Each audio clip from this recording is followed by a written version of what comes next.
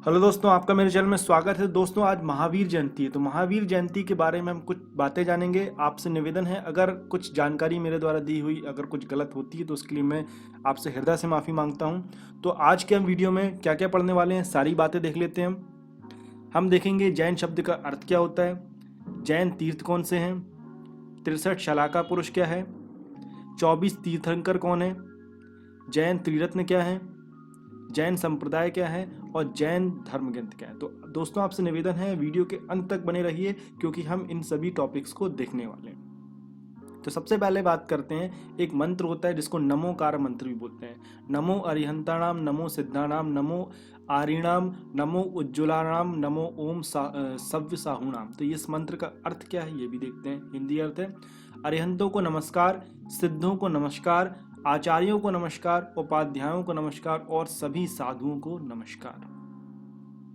जैन शब्द का अर्थ क्या होता है? जैन शब्द जो है वो जिन शब्द से बना है। जिन बना है जी धातु से, जिसका अर्थ होता है जीतना। जिन अर्थात जीतने वाला, जिसने स्वयं को जीत लिया हो उसे जितेंद्र कहते हैं। जैन तीर्थ कौन से?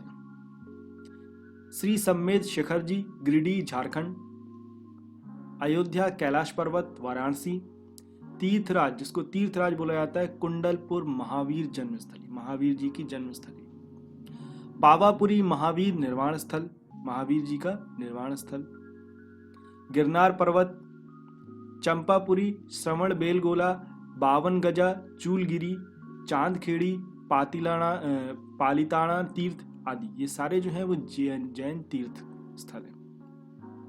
अब 63 सलाका पुरुष क्या होते हैं ये देखते हैं। कुलकरों की परंपरा के बाद जैन धर्म में क्रमशः 24 तीर्थंकर, 12 चक्रवर्ती और 9 बलभद्र, 9 वासुदेव और 9 प्रति वासुदेव मिलाकर कुल 63 महान पुरुष हुए हैं। तो इसलिए इनको बुलाया जाता है 63 शलाका पुरुष। इन 63 शलाका पुरुषों का जैन धर्म और दर्शन को विकास करने में, विकसित करने में और व्यवस्थित करने में महत्वपूर्ण योगदान रहा है।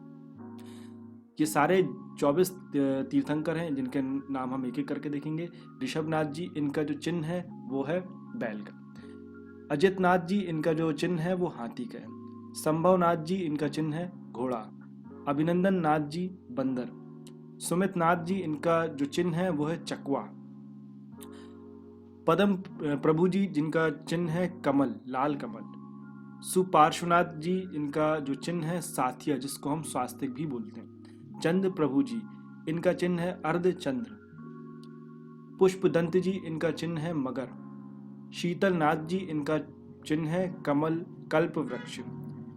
श्रेयसनाथ जी, इनका जो चिन्ह है वो है गेंडा। वासुपूज्य जी, इनका चिन्ह है भैंसा। विमन नाथ जी, इनका चिन्ह है सूकर। अनंतनाथ जी, इनका जो चिन्ह है वो है सेही।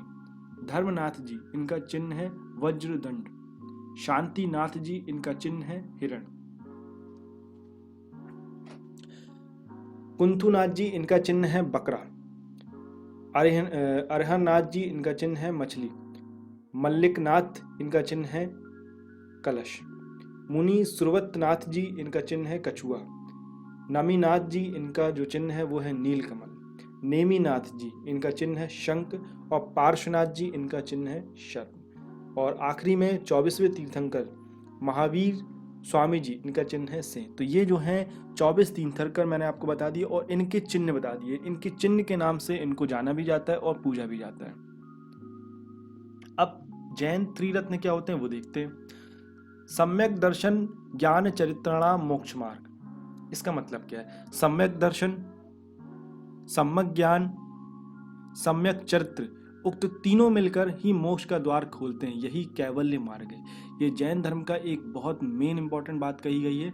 सम्यक दर्शन, सम्यक ज्ञान और सम्यक चरित्र, ये तीनों मिलकर हमको मोक्ष दिलाते हैं। यही एक लौता मार्ग है भगवान को पाने का। जैन संप्रदाय क्या है? अशोक के अभिलेखों से, शिलालेखों से पता चलता है कि उनके समय में मगध में जैन धर्म का प्रचार था। लगभग इसी समय मठों में बसने वाले जैन मुनियों में एक मतभेद शुरू हो गया था।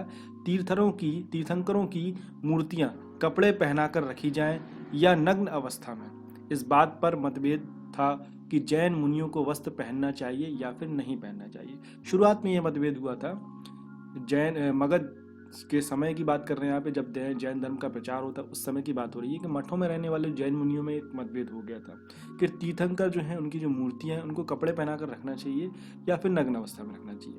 और इसी बात में और मतभेद बढ़ गया जब जैन मुनियों को बात करी गई कि उनको वस्त्र पहनना चाहिए या फिर नहीं पहनना चाहिए, क्योंकि उनका मानना था कि भगवान जो हैं उनके नग्न अवस्था में रहते हैं तो हमको भी वस्त्र नहीं पहनना चाहिए। आगे चलकर यह मतभेद और बढ़ गया। ईसा की पहली सदी में आकर जैन धर्म को मानने वाले मुनि दो दलों में बंट गए। एक दल श्वेतांबर कहलाया जिनके साधु वस्त्र कपड़े पहनते थे, और दूसरा दल जो है वो दिगंबर कहलाया जिनके साधु जो है वो नग्न या फिर बिना कपड़ों में रहा करते थे। दिगंबर आचरण पालन में अधिक कठोर होते हैं, मतलब जो उनके नियम होते हैं बहुत ज़्यादा कठोर होते हैं, जबकि श्वेतांबर जो होते हैं वो उदार होते हैं, थोड़ा उनका जो नियम होता है वो उतना ज़्यादा कठोर नहीं होता है। ये सारी बातें जो हैं सिर्फ जैन मुनियों पर लागू होती है। आम जो जैन होते हैं, मतलब जो लोग नॉर्मली जो व्यापारी होते हैं या फिर जो जैन मुनि नहीं है उनके ऊपर ये नियम लागू नहीं होता है। ये सिर्फ नियम जो है वो जैन मुनियों के ऊपर लागू होता है। चलिए आगे बात करेंगे जैन धर्म क्या है, धर्म ग्रंथ क्या है। भगवान महावीर जी ने जो उपदेश दिए उसके बाद उनके गणधरों ने, मुख्य शिष्यों ने संग्रहण करना शुरू किया, बातों को संग्रहित करना शुरू किया। इस संग्रह का मूल साहित्य प्राकृत और विशेष रूप से मगधी में है। भगवान महावीर से पूर्व जैन साहित्य को महावीर के शिष्य गौतम ने संकलित किया था, जिसे पूर्व माना जाता है। इस तरह 14 पूर्वों का उल्लेख मिलता है। जैन धर्म के सबसे पुराना आगम ग्रंथ 46 माने जाते हैं। इनका वर्गीकरण इस प्रकार है। समस्त आगम ग्रंथों को 4 भागों में बांटा गया है। प्रथमानुयोग, करणानुयोग, चरणानुयोग या फिर द्रव्य, और साथ ही साथ में चौथे नंबर का द्रव्यानुयोग। इन सभी के उपग्रंथ भी हैं। फिर 4 प्रमुख मुख्य पुराण, आदि पुराण, हरिवंश पुराण, पद्म पुराण और उत्तर पुराण, ये सभी इनके जैन धर्म ग्रंथ हैं। तो दोस्तों ये तो हमने देख लिया जैन धर्म के बारे में, कुछ बातें जान ली। आशा करता हूँ आपको वीडियो पसंद जरूर आएगा। अगर आपको पसंद आया तो प्लीज़ लाइक करिए और कमेंट करके मुझे बताइए। और साथ ही साथ में अगर मेरे द्वारा दी हुई जानकारी अगर कहीं से आपको लगती है कि कुछ गलत है या कमी है तो प्लीज़ मैं इसके लिए आपसे हृदय से माफ़ी मांगता हूँ। Thank you.